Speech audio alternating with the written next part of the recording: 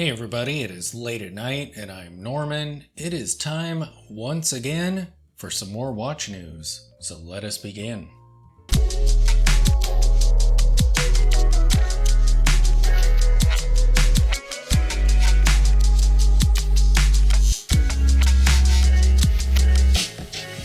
The first article I have comes to us from Time and Tide Watches, and this is an article on watch tools. I own a cheap set of tools similar to the one pictured here. However, mine was essentially a spring bar and bracelet tool set. It didn't come with a case wrench or a case knife or tweezers or screwdrivers. All of those items I've slowly collected over the past couple of years or so. However, I feel like these kits are kind of a good starting point. Because even though the tools are cheap and crappy, you at least have some tools to work with, and you can slowly replace them with better tools as time goes on. So I'm going to go down the list of all of the tools that are mentioned in this article and kind of give my 2 cents on them. Spring bar tools. Every watch collector needs to own a spring bar tool. And it is this item that I need to be very disciplined about because I am a sucker for fancy looking gadgets and whatnot. It is tempting to track down, quote, travel spring bar tools or expensive, really nice looking ones. Like these. Curse you, Time and Tide watches. Now I know these things exist. Must not buy them. Must not. I do like the spring bar tools like the one pictured in the article with the ruler on it. I may actually get one of those at some point. I do own a Bourgeon spring bar tool, but it's not the 3153. Caseback knife or opener.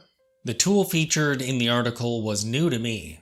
I can see how it might work very well in opening up friction fit casebacks.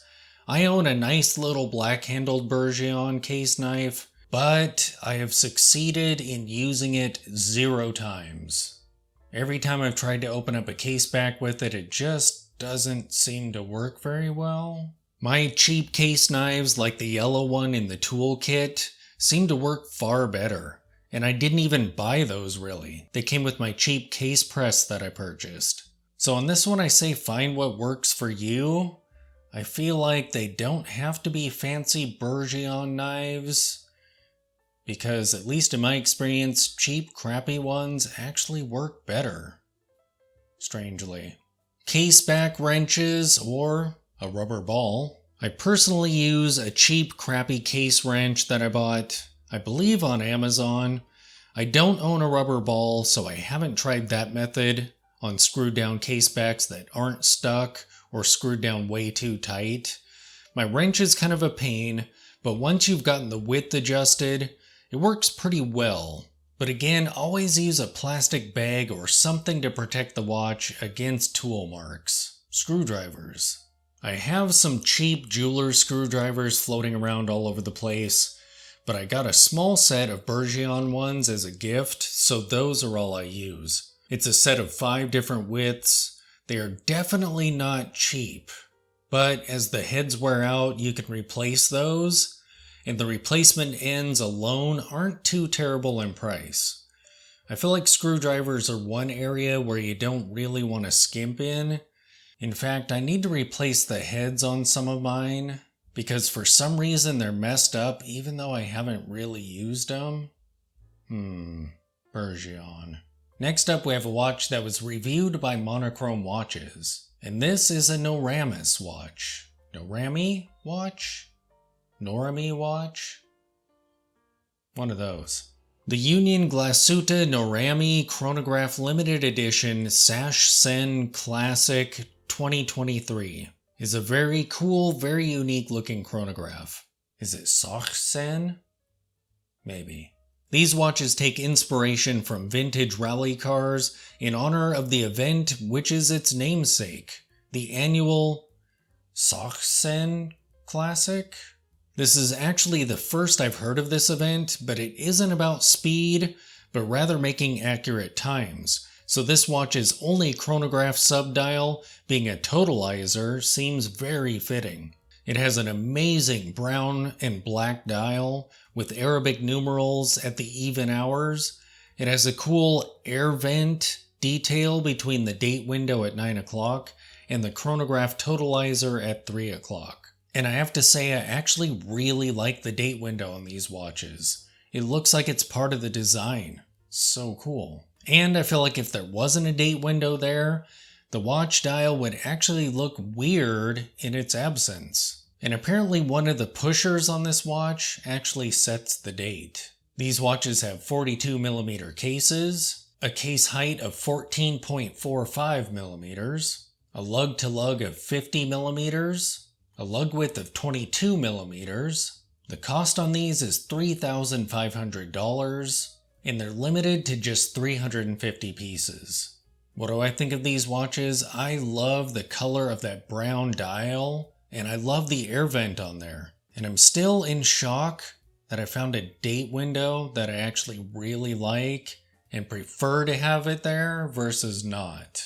Next up, we have an article on watch prices that was put out by Fratello Watches. And this is a very interesting follow-up article to the author's previous article on the subject, where he was positing that the crazy rising watch prices are actually harmful both to consumers and to the watch brands themselves. However, when he put that article out, he actually got some pushback from some of his colleagues. But then again, they own watches that are rapidly increasing in price. So they're on the good side of the whole situation. And now that I'm on a wait list, I can clearly see both sides of the article.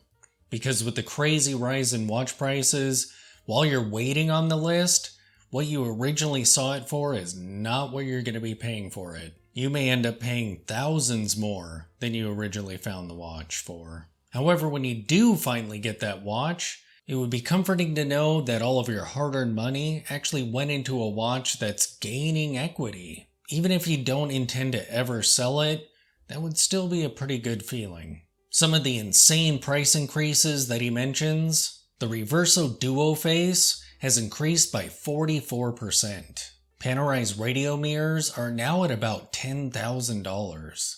And if you have a two-hander California dial one, $12,000. The IWC Mark XX is $6,800, and the new Ingenieur is twice that. But in spite of the pushback, the author hasn't changed his mind on watch prices, and I completely agree with him. I feel like at some point, the watch brands are going to hit a wall and people are going to walk away. And I feel like it does hurt smaller brands and lower tier brands, because they don't have the benefit of luxury, where super outrageous prices just make the watches more desirable. A super expensive Tissot would have the exact opposite effect. But yeah, this is a brilliant article. Definitely check it out. It's linked in the description below. And speaking of insane watch prices, the next watch is a Reverso Chronograph. And this was brought to us by Time & Tide Watches. JLC has released an amazing looking chronograph Reverso. One dial is super subdued, minimal, and dressy. It has a blue-gray colored dial with Dauphine hands and applied batten markers. There's a small railroad-style minutes track around the edge of the dial, and it's a no-date layout. On the reverse is a skeletonized, super busy chronograph dial. It almost looks like it's simply a display caseback showing off an extremely complicated movement. But nope, it's a chronograph. It has Dauphine hands and a center chronograph hand, and at the 6 o'clock it has a complication that will track 30 minutes of chronographing. It has batten markers that connect the chronograph subdial that resides in the center of the watch's face to the edges of the dial. And it's cool how these kind of refer back to the restrained dial, sort of a Dr. Jekyll and Mr. Hyde. The case width is 29.9 millimeters. The case length is 49.5 millimeters. The case height is 11 millimeters. The movement inside this is the caliber 860. And these retail for $25,000. Last up, we have a watch that was reviewed on Wristwatch Review. And this is a Casio Racing watch. Wristwatch Review recently did a review of the Casio Racing Multicolor ECB950MP-1A. This is a very interesting watch.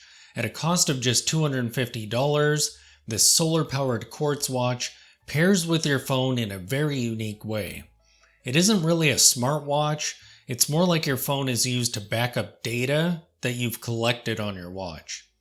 You can store stopwatch times on your phone, or with the push of a button, record a specific time and place. It can even find your phone for you. Oh, where would we be? The dial is filled with color highlights and an intriguing blend of analog and digital displays. The features of this watch are auto time adjustment, easy watch setting, approximately 300 world time cities, stopwatch data transfer, time and place, and phone finder. These watches have a case size of 51 millimeters, a case height of 14 millimeters, water resistance of 100 meters, the crystal on them is mineral, and like I mentioned, the price is $250. So there you have it, you are now caught up on wristwatch news, sort of. Thanks for watching.